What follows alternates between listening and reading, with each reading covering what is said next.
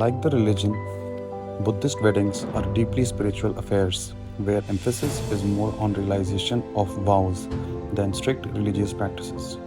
Devoid of any pomp and show, Buddhist weddings are starkly different than weddings in any other cultures in India. There are no strict set of ritualistic guidelines to be followed during a Buddhist wedding. From their scriptures, as marriage is generally not seen as a path of salvation by Lord Buddha. They are considered to be a proposal choice and not a religious duty, like in Hinduism. Buddhist families have full freedom to decide what sort of wedding ceremony they want. Inclusions of lamas or Buddhist monks are not mandatory to solemnize the wedding, although legal registration of the marriage is given importance.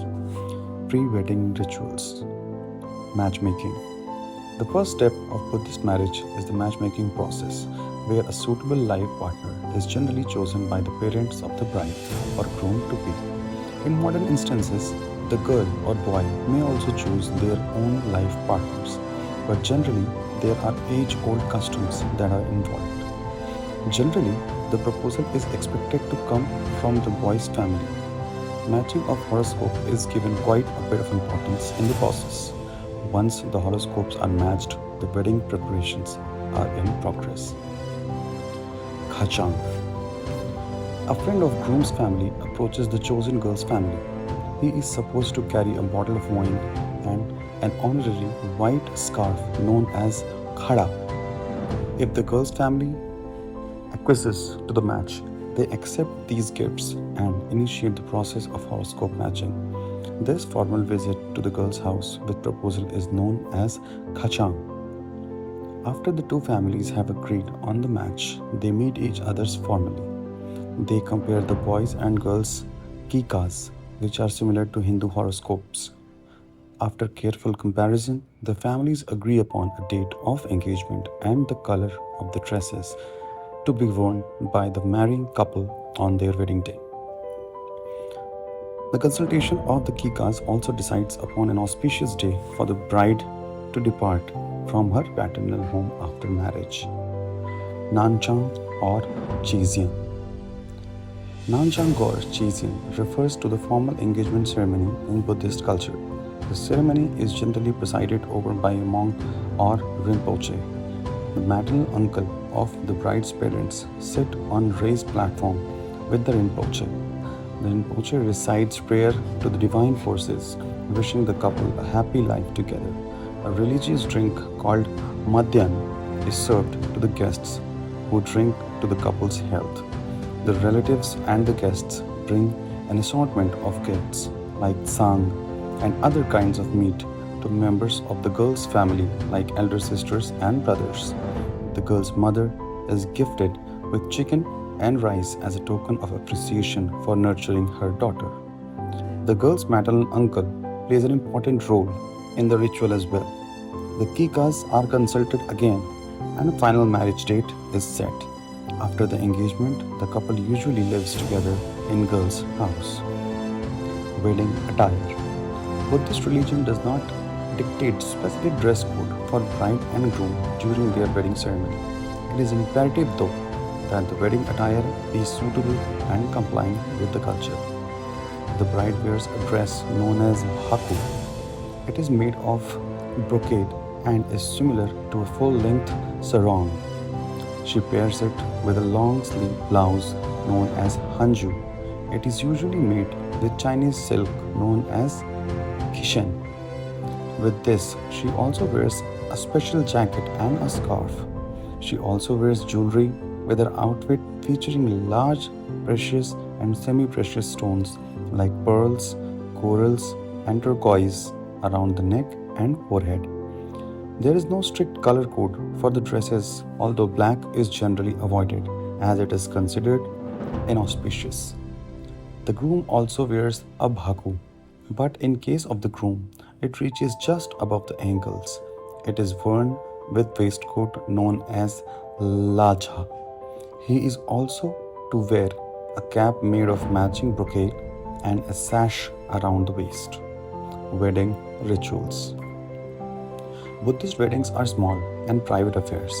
including only the closest friends and relatives of both families. There are two parts of the rituals, religious and social.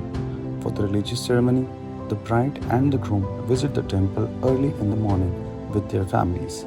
The groom's family arrives in a procession carrying trays containing various food items like tea, meat, fruit, wine, and traditional cakes. They also bring in the jewelry for the bride to wear. In most Buddhist cultures in India, the groom's side has to pay some form of dowry to the bride's family in exchange for their daughter's hand. The number of trays will either be 6 or 9, which are considered auspicious numbers in Buddhist cultures. One of the trays carrying a pair of candles that the bride and groom lights up together, symbolizing the union between the two families. The shrine of Lord Buddha is decorated with flowers, candles, and incense sticks.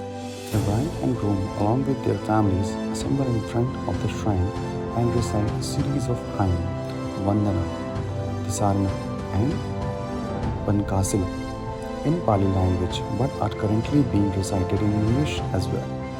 They offer homage with flowers, candles, and incense sticks. The bride and groom then recite the traditional vows from Sigilovata Sutta. They seek blessings of love and happiness from the Almighty.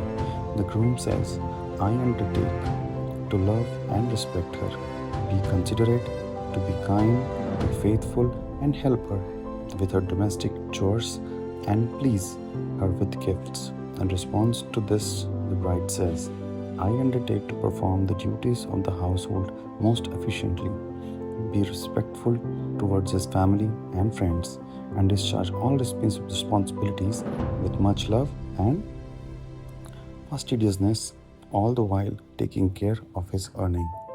The priest places sacred threads on both the bride's and groom's heads and are connected to a container that is sanctified during the ceremony.